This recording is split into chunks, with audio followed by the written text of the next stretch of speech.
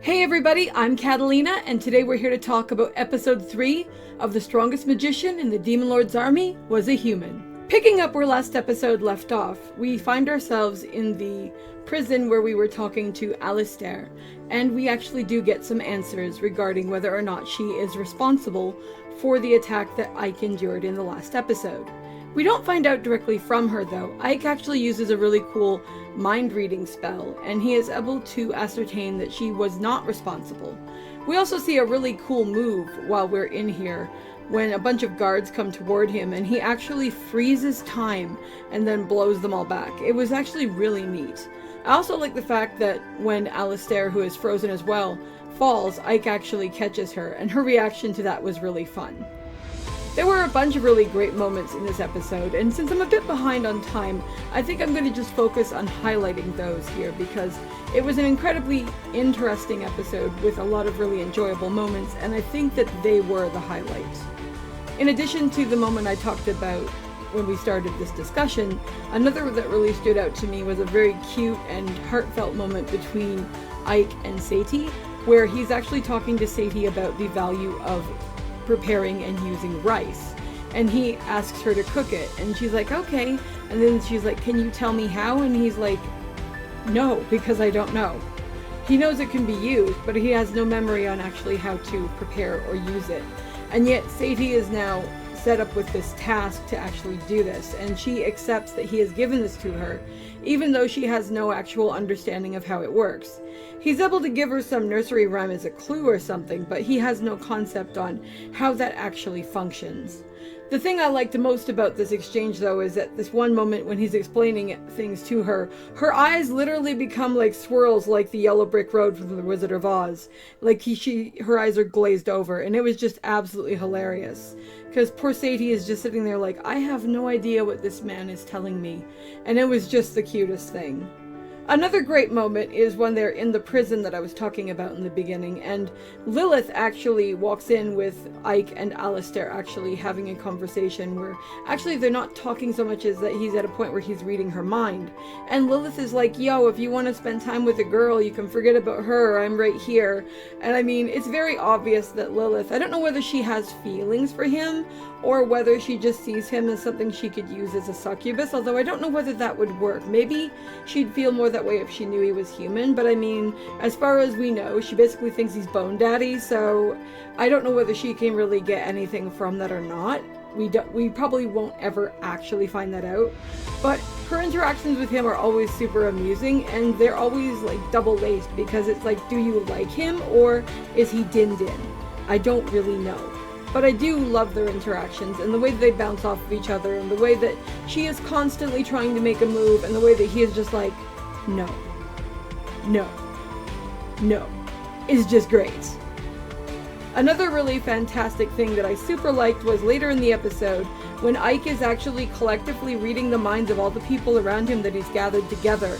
And I don't care about any of the random orcs, but when he reads Pigman's mind and Pigman is just like, Ike-sama is the best and stuff like that. It was just so cute. It's so wonderful to see just how much the little piggy guy actually really likes him. I think that's really fun, especially since Piggy can make a lot of mistakes, and I'm messing his name up. I saw it in this episode, but I didn't write it down.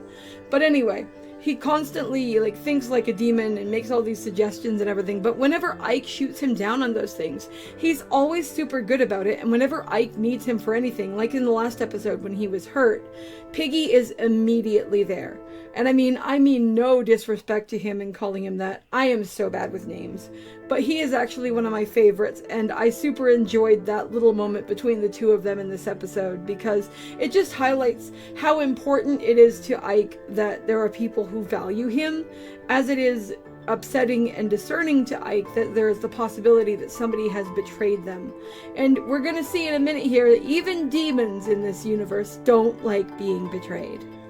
The highlight of this episode, as far as things that looked super cool and that were super funny though, definitely comes from Cefiro, whose name I finally know how to say properly, and I am so glad, because not only is she my favorite in this show, I also think she has one of the best designs of the season so far. I absolutely love her costume, and I really like her character.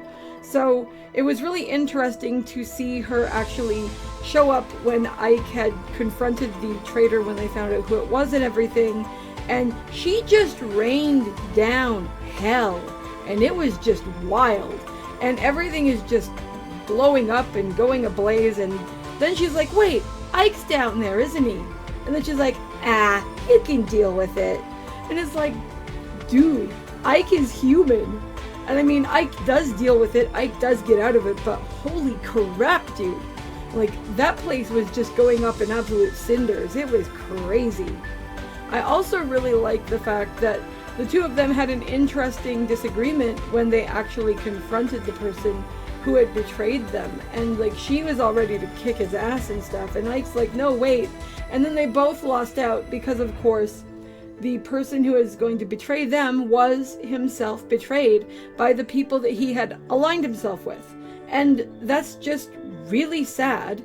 But I mean, that's generally what's going to happen in a story like this. And I really found the closing statement from Ike, where he basically says that in his ability to feel pity for this person, it shows that he still has a human heart and he has to be careful about that, was a very elegant closer. Because on one hand, I don't think Ike wants to give up his humanity, but on the other hand, he does have to be very careful, because just like how this Jace character that we saw in this episode thinks that Cefiro is weak and betrayed her because he thought he could find something better, it's just as possible, if people find out that Ike is human, that they will no longer listen to him because of the prejudice that exists between demons and humans.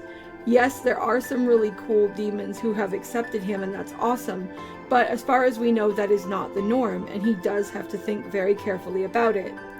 Overall, though, I do think this was a really great episode, and I really enjoyed watching it.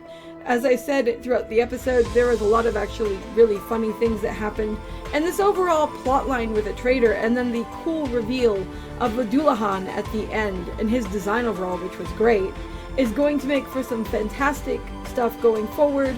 It's going to be interesting to see just what he is going to have to say. Are we going to be continuing from the Demon Lord's castle in the next episode, or will something else be going on? We'll have to wait and see. Anyway, though, I'd love to know what you guys thought, so drop a comment below and let me know, and I'll see you in the next video. Talk to you later. Bye!